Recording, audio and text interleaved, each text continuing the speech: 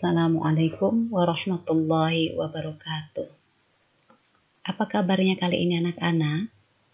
Mudah-mudahan kalian semua dalam keadaan sehat walafiat. Amin ya Allah ya Rabbal Alamin. Nah, masih semangat untuk belajar ya? Insya Allah tetap semangat. Pelajaran kali ini yaitu sejarah kebudayaan Islam, atau yang sering kalian kenal dengan mata pelajaran SKI. Mata pelajaran SKI ini di kelas 6 kalian akan belajar tentang Wali Songo. Wali Songo. Nah, kalian di sini akan belajar tentang satu persatu perjalanan dakwah dari Wali Songo tersebut. Salah satunya yang akan kita bahas kali ini yaitu Maulana Malik Ibrahim, atau yang dikenal dengan Sunan Gresik. Nah, tetapi sebelum kita memasuki materi ataupun materi yang intinya yaitu mengenai Maulana Malik Ibrahim, kalian akan belajar dulu secara umum. Kalian harus tahu bagaimana masuknya Islam ke negara atau ke Nusantara ini, atau ke negara Indonesia yang kita cintai ini. Perhatikan ya, mohon perhatikan di sini. Kalian akan belajar dulu bagaimana Islam datang di Indonesia. Kita pelajari bersama-sama ya. Sudah siap, pintar ya? Oke. Agama Islam ini masuk ke negara atau ke Indonesia ini tepatnya di Pulau Jawa diperkirakan sekitar abad ke-7 Masehi atau sekitar tahun 674 Masehi hingga tahun 1433 Masehi, dalam rentan waktu sekitar 800 tahun silam. Agama Islam ini belum tersebar luas dan hanya dianut oleh sebagian kecil penduduk Nusantara. Meskipun para saudagar sudah mulai berdatangan pada tahun 674 Masehi. Nah, kemudian kalian akan belajar tentang apa itu Wali Songo. Wali Songo ini berasal dari kata wali dan songo. Wali dan songo, yang berarti 9 wali. Istilah Wali Songo ini dikaitkan dengan lembaga dakwah yang berisi tokoh-tokoh penyebaran Islam dalam usaha mereka mengembangkan Islam secara terorganisasi pada abad ke-15 dan 16 Masehi. Nah, para penyebar Islam yang disebut Wali Songo itu siapa ya? Mungkin kalian sering dengar, atau mungkin kalian pernah membaca cerita dari 9 wali atau Wali Songo. Nah, alhamdulillah ya kalau sudah ada yang tahu. Nah, untuk mengingatkan kembali, kita akan pelajari atau kita sebutkan satu persatu dulu ya. Yang pertama adalah Syekh Maulana Malik Ibrahim, yang kedua Sunan Ampel, yang ketiga Sunan Giri, yang keempat Sunan Bonang, yang kelima Sunan Derajat, keenam Sunan Kalijaga, ketujuh Sunan Muria, dan ke-8 Sunan Muria, ya. Dan ke-9 adalah Sunan Gunung Jati.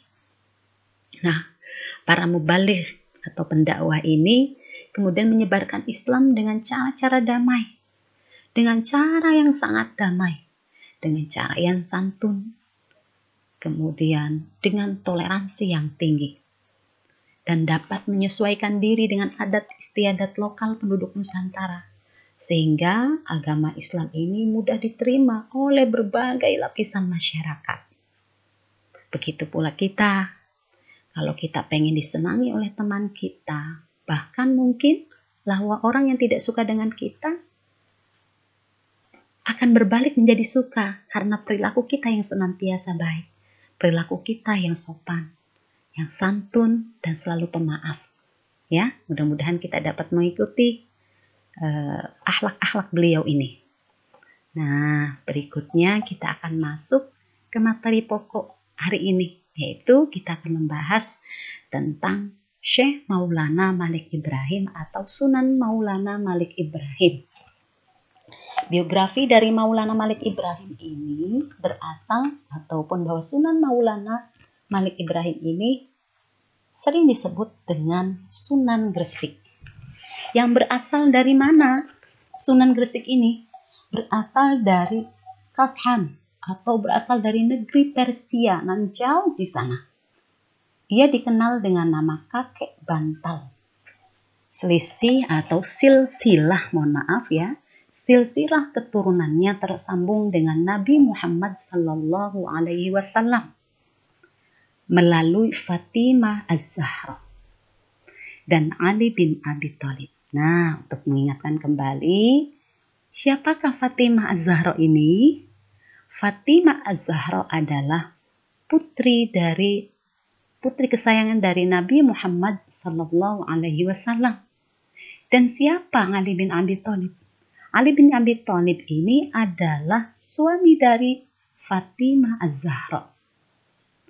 Nah, Ali ini juga merupakan sepupu dari Nabi besar Muhammad Sallallahu Alaihi Wasallam melalui jalur Husain bin Ali. Husain bin Ali ini adalah cucu dari Nabi Muhammad Sallallahu Alaihi Wasallam dan putra dari Fatimah Az-Zahra dan Ali bin Abi Thalib.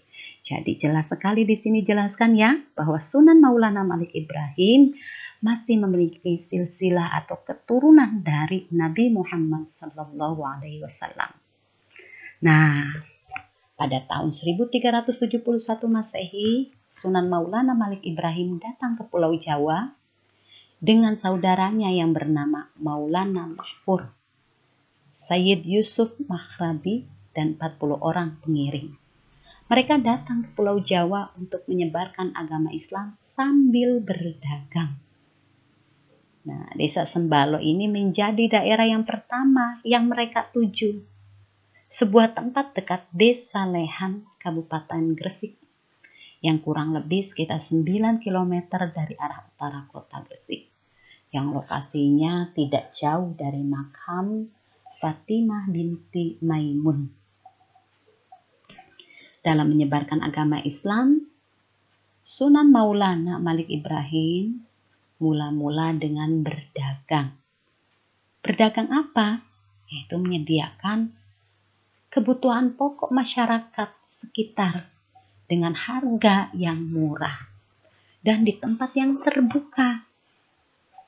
Tepatnya di dekat pelabuhan yang berlokasi di Desa Rumo.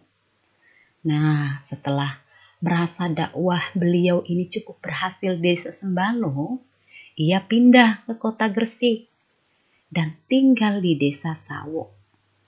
Setelah beberapa lama, ia mulai menyiarkan Islam ke kalangan Istana Majapahit. Kedatangan dari Syekh Maulana Malik Ibrahim ini menyampaikan kebenaran tentang ajaran Islam. Akan tetapi, Raja Majapahit ini tidak menerima ajakannya atau tidak menerima ajakan beliau. Atau mungkin bahasa yang kita kenal belum mendapatkan hidayah, ya. Namun, beliau ini memberikan penghargaan. Raja Majapahit ini memberikan penghargaan kepada Sunan Maulana Malik Ibrahim dengan sebidang tanah yang kemudian beliau bangun. Beliau bangun tanah tersebut menjadi sebuah pesantren yang ada tepatnya di Desa Gapura.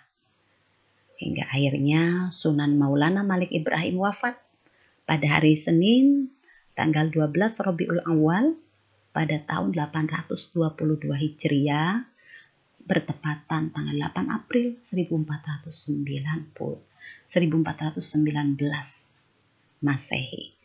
Dan tanggal wafat tersebut tertera pada prasasti makam beliau di Desa Gapura, Kota Gresik, Jawa Timur.